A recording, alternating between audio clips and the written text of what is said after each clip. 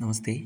7ാം ക്ലാസ്സിലെ CBSE സംസ്കൃതം ദീപകം പാഠപുസ്തകത്തിലെ 4ാമത്തെ പാഠഭാഗമാണ് ന ലഭ്യതേ ചേത് ആമ്ലം ദ്രാക്ഷാഫലം എന്നുള്ള പാഠഭാഗം. ഈ ഒരു പാഠം അതിൻ്റെ അർത്ഥമൊക്കെ നമ്മൾ മുമ്പത്തെ വീഡിയോയിലൂടെ മനസ്സിലാക്കിയതാണ്. ഈ ഒരു വീഡിയോയിലൂടെ ഈ പാഠത്തിൻ്റെ തുടർ പ്രവർത്തനങ്ങളും അഭ്യാസങ്ങളും ക്വസ്റ്റ്യൻ ആൻസേഴ്സൊക്കെയാണ് ഡിസ്കസ് ചെയ്യാനായിട്ട് പോകുന്നത്. നമ്മൾ ഈ വീഡിയോ സീരീസിലൂടെ ഈ ഒരു ടെക്സ്റ്റ് ദീപകം പാഠപുസ്തകം കംപ്ലീറ്റ് ആയിട്ട് നമ്മൾ പഠിച്ചു പോകുന്നുണ്ട്. അപ്പോൾ തുടർന്നും ഇത്തരത്തിലുള്ള വീഡിയോസ് ലഭിക്കുന്നതിനായിട്ട് ചാനൽ ഫോളോ ചെയ്യുക. അതേപോലെ ഈ ഒരു വീഡിയോയിലൂടെ നമ്മൾ എക്സസൈസ് ക്വസ്റ്റ്യൻസാണ് ഡിസ്കസ് ചെയ്യാനായിട്ട് പോകുന്നത്. അപ്പോൾ അത് ആദ്യം മനസ്സിലാവണമെങ്കിൽ തൊട്ട് മുമ്പത്തെ വീഡിയോ ആയിട്ടുള്ള ലെസൺ നന്നായിട്ട് മനസ്സിലാക്കണം. ലെസൺ പഠിച്ച ശേഷം മാത്രം ഇത് ചെയ്യാനായിട്ട് ശ്രദ്ധിക്കുക, അല്ലെങ്കിൽ നിങ്ങൾക്ക് പെട്ടെന്ന് മനസ്സിലാവാൻ സാധിക്കില്ല. അതുകൊണ്ട് മുമ്പത്തെ വീഡിയോ ഓൾറെഡി ഇവിടെ പിൻ ചെയ്ത് വെച്ചിട്ടുണ്ട്. അത് കണ്ട ശേഷം ഈ ഒരു വീഡിയോ കാണാനായിട്ട് ശ്രദ്ധിക്കാം. നമുക്ക് ഡയറക്റ്റ് വീഡിയോയിലേക്ക് കിടക്കാം. വയം അഭ്യാസം കുർമഃ. First question. ഏകഃ ശൃഗാലഃ ഇതി ഗീതസ്യ സാഭിനയം കക്ഷായാം ഗാനം കുർവന്തു. ഈ ഒരു ശൃഗാലത്തിൻ്റെ കഥ പറയുന്ന ഈ ഒരു പദ്യം അത് കറക്റ്റായിട്ട് അഭിനയിച്ച് നല്ലപോലെ പാട്ടിൻ്റെ രീതിയിൽ ക്ലാസ്സിൽ അവതരിപ്പിക്കാനാണ് പറയുന്നത്. രണ്ടാമത്തെ ക്വസ്റ്റ്യൻ. അധഃ പ്രദത്താനാം പ്രശ്നാനാം ഏകപദേന പദദ്വയേന വാ ഉത്തരം ലിഖന്തു. ഒറ്റ വാക്കിലോ രണ്ട് വാക്കുകളിലായിട്ട് ഉത്തരം എഴുതാനാണ്. First question. കഹ വനം ഗച്ഛതി. ആരാണ് വനത്തിലേക്ക് പോകുന്നത്? ശൃഗാലഃ. രണ്ടാമത്തെ ക്വസ്റ്റ്യൻ. ശൃഗാലഃ കാം പശ്യതി. ശൃഗാലഃ ആരെയാണ് കാണുന്നത്? ദ്രാക്ഷാലതാം,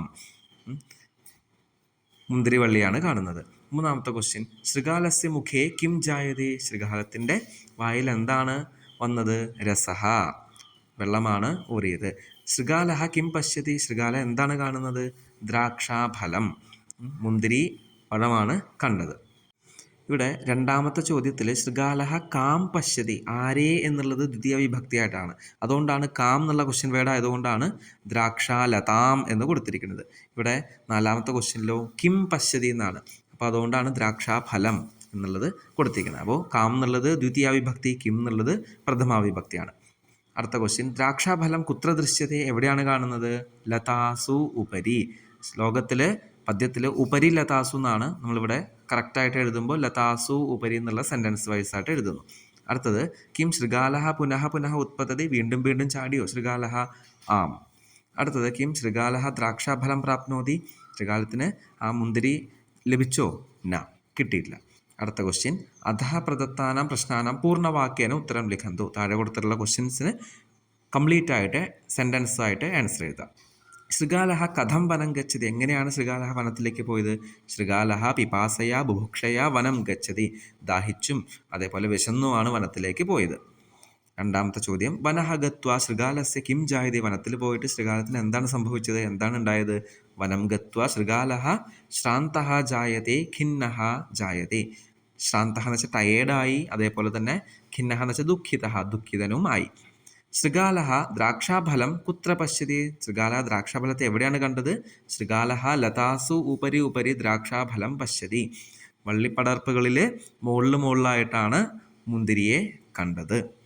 നാലാമത്തെ ചോദ്യത്തിലേക്ക് കിടക്കാം. ദ്രാക്ഷാഫലം ദൃഷ്ട്വാ കസ്യ മുഖേ രസഃ ജായതേ. ദ്രാക്ഷാഫലം കണ്ടിട്ട് ആരുടെ വായിലാണ് വെള്ളം ഊറിയത്? ദ്രാക്ഷാഫലം ദൃഷ്ട്വാ ശൃഗാലസ്യ മുഖേ രസഃ ജായതേ. ശൃഗാലത്തിൻ്റെ വായിലാണ് വെള്ളം ഊറിയത്. മുഖം എന്ന് വെച്ചാൽ സംസ്കൃതത്തിൽ വായ എന്നാണ് അർത്ഥം. Last question. അന്തേ ശൃഗാലഃ കിം വദതി. ലാസ്റ്റ് ശൃഗാല എന്താണ് പറഞ്ഞത്? അന്തേ ശൃഗാലഃ വദതി ആമ്ലം ദ്രാക്ഷാഫലം ആമ്ലം ദ്രാക്ഷാഫലം. ആ മുന്തിരി കിട്ടാതായപ്പോൾ ശൃഗാല എന്ത് പറഞ്ഞു? ഇത് പുളിയുള്ള മുന്തിരിയാണെന്നാണ് പറഞ്ഞത്. അടുത്തത്. അത്ര ഇതം അവധേയം. ഇവിടെ ശ്രദ്ധിക്കേണ്ട കാര്യങ്ങളാണ് ഇവിടെ പറഞ്ഞിരിക്കുന്നത്. അസ്മിൻ പാഠേ ജായതേ ലഭത്തെ പലായത്തെ ഇതി ഏതാദൃശാനി ക്രിയാപദാനി സന്തി. ഇതിൽ ജായത്തെ ലഭത്തെ പലായത്തെ മുതലായ പദങ്ങൾ ഇവിടെ ലെസണിൽ കൊടുത്തിട്ടുണ്ട്. ഏതാദൃശാനാം ക്രിയാപദാനം രൂപാണി ലട്ട് ലകാരെ കഥം ഭവന്തി ഇതി പശ്യാമഹ. ഇത്തരത്തിലുള്ള പദങ്ങളുടെ ലട്ട് ലകാര പ്രസന്റ് ടെൻസിൽ എങ്ങനെയാണെന്നുള്ളത് നമുക്ക് നോക്കാം. ടേബിളായിട്ട് കൊടുത്തിട്ടുണ്ട്. പ്രഥമ പുരുഷ, മധ്യം പുരുഷ, ഉത്തം പുരുഷ, ഏകവചനം, ദ്വിവചനം, ബഹുവചനം കൊടുത്തിട്ടുണ്ട്. ഇതിൽ ആ പ്രഥമ മധ്യമ കഴിഞ്ഞിട്ട് വീണ്ടും പ്രഥമ പുരുഷ എന്നാണ് കൊടുത്തിരിക്കുന്നത്. അപ്പോൾ അത് പ്രഥമ പുരുഷ അല്ല, പ്രിൻറ്റിങ് മിസ്റ്റേക്ക് വന്നതാണ്. അത് ഉത്തമ പുരുഷയാണ്. അപ്പോൾ അത് കറക്റ്റായിട്ട് ടെക്സ്റ്റിൽ മാർക്ക് ചെയ്യുക. നമുക്ക് ടേബിൾ നോക്കാം. ലഭത്തെ, ലഭേതേ, ലഭന്തെ, ലഭസേ ലഭേധേ ലഭധ്വേ ലഭേ ലഭാവഹേ ലഭാമഹേ. നമ്മൾ നോർമലി ലഭതി ലഭതഃ ലഭന്തി എന്നാണ്, ഇവിടെ ലഭതേ എന്നാണ് വരിക. ഉപരി പ്രദത്താനം മഞ്ജുഷാം ദൃഷ്ട്വാ റിക്തസ്ഥാനേഷു ഉചിത ക്രിയാപദാനി ലിഖന്തു. ടേബിൾ പോലെ തന്നെ ഇവിടെ കംപ്ലീറ്റ് ചെയ്യാനാണ്. വന്ദതേ വന്ദേതേ വന്ദന്തെ, വന്ദസേ വന്ദേഥേ വന്ദധ്വേ, വന്ദേ വന്ദാവഹേ വന്ദാമഹേ. പലായത്തെ പലായേതേ പലായന്തെ, പലായസേ പലായേഥേ പലായധ്വേ, പലായേ പലായാവഹേ പലായാമഹേ. അടുത്തത് ജായത്തെ ജായേതേ ജായന്തെ, ജായസേ ജായേഥേ ജായധ്വേ, ജായേ ജായാവഹേ ജായാമഹേ. അടുത്ത ക്വസ്റ്റ്യൻ ഉദാഹരണാനുസാരം ഏകവചന രൂപം ദൃഷ്ട്വാ ദ്വിവചന ബഹുവചന രൂപാണ് ലിഖന്തു. ഏകവചനം കണ്ടിട്ട് അതേപോലെ ദ്വിവചനം ബഹുവചനം കറക്റ്റായിട്ട് എഴുതാനാണ്. ഇപ്പോൾ കമ്പ് എന്നുള്ള ധാതുവിൻ്റെ കമ്പത്തെ കമ്പേത്തെ കമ്പന്തെ, വർദ്ധ എന്നുള്ള ധാതുവിൻ്റെ വർദ്ധത്തെ വർദ്ധേത്തെ വർദ്ധന്തെ, വർത്ത് എന്നുള്ള ധാതുവിൻ്റെ വർത്തസേ വർത്തേഥേ വർത്തധ്വേ, പ്ലസ് കാശ് എന്നുള്ള ധാതുവിൻ്റെ എങ്ങനെയാണ് പ്രകാശത്തെ പ്രകാശേത്തെ പ്രകാശന്തെ, വന്ത് ധാതുവിൻ്റെ വന്ദേ വന്ദാവഹേ വന്ദാമഹേ, യാച്ച് എന്നുള്ള ധാതുവിൻ്റെ യാചത്തെ യാചേത്തെ യാചന്തെ, ലജ്ജ് എന്നുള്ള ധാതുവിൻ്റെ ലജ്ജസേ ലജ്ജേഥേ ലജ്ജധ്വേ, വീക്ഷ ധാതുവിൻ്റെ വീക്ഷത്തെ വീക്ഷേത്തെ വീക്ഷന്തെ, സേവ് ധാതുവിൻ്റെ സേവേ സേവാവഹേ സേവാമഹേ, വന്ത് ധാതുവിൻ്റെ വന്ദസേ വന്ദേഥേ വന്ദധ്വേ, ശുഭ ധാതുവിൻ്റെ ശോഭത്തെ ശോഭേത്തെ ശോഭന്തെ. ഇനി ഇവിടെ ശ്രദ്ധിക്കേണ്ടത് വർത്തസേ പ്രകാശത്തെ വന്ദേ, ആ പദങ്ങൾ ഏത് പുരുഷനാണ്, പ്രഥമ പുരുഷനാണോ മധ്യം പുരുഷനാണോ ഉത്തമ പുരുഷനാണോ നോക്കിയിട്ട് അതനുസരിച്ച് ആ ലൈനനുസരിച്ചുള്ള ദ്വിവചനം ബഹുവചനമൊക്കെ കംപ്ലീറ്റ് ചെയ്യാനായിട്ട് ശ്രദ്ധിക്കുക.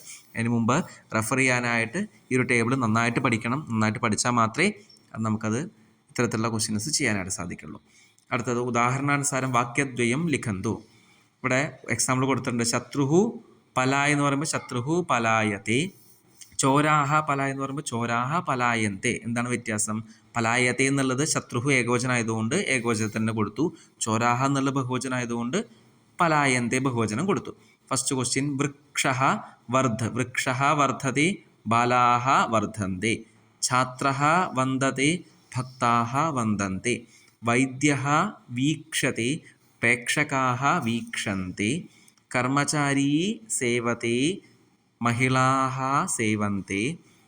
അടുത്തത് വൃക്ഷഃ കമ്പ് ധാതുവിൻ്റെ വൃക്ഷഃ കമ്പത്തെ രുഗ്ണാഹ കമ്പന്തെ. ലെഫ്റ്റ് സൈഡിൽ ഏകവചനാണ്, റൈറ്റ് സൈഡിൽ ബഹുവചനാണ്. ഉദാഹരണം ദൃഷ്ട്വാ വാക്യാനി ഉചിതരൂപൈഹി പൂരയന്തു. ശുനകം ദൃഷ്ട്വാ ബാലകസ്യ ഭയം ജായ് എന്ന് പറയുമ്പോഴെന്താ? ശുനകം ദൃഷ്ട്വാ ബാലകസ്യ ഭയം ജായത്തെ.